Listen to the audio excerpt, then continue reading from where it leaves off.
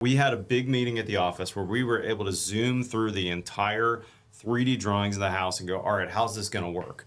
And then Justin's team integrated that MEP design into the model, the Revit model, right? So that when he says collision report, what he's saying is, okay, we got a trunk line running through this floor truss area. How's that going to work? And we're talking about this on kind of a one-off plan, right? Steve Basic designed this house.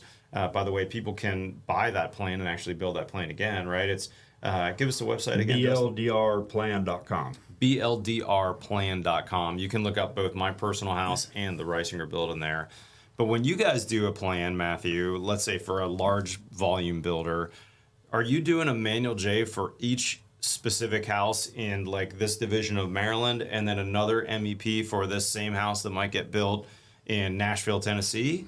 Yeah, so when we're building for or designing for a builder that works in multiple markets, we have to take into consideration a variety of things. One of the things that we have to look at is the trade base by market, because it's very important that as a designer, you understand that not every market builds the same way. Right, great point. You know, you look at the Northeast part of the U.S., a lot of sheet metal, a lot of branch systems. You look at somewhere like Nashville, and there's almost no sheet metal. Everything's ductboard. So completely different friction rates, completely different sizes of trunk lines, et cetera, that have to be incorporated into the truss layouts and into the wall systems in some cases. So that's the beginning part, but then also looking at what's literally available. You know, there are parts of the country where supply houses don't carry certain sizes of, say, for example, flex duct or round pipe. So it's very important that as a designer you understand that, and designing preferences. You know, we may design a house in one market where we're using in an attic space, a conditioned attic space, we're using vertical equipment, but in some markets all the trades are used to seeing that equipment horizontal.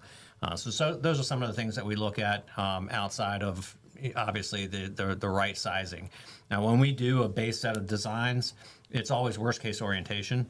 So the end user, the builder knows that, hey, when I'm building this floor plan in this climate zone, in this code driven market, the largest piece of equipment I'm going to have in this house, depending on orientation, is what's on our drawings. So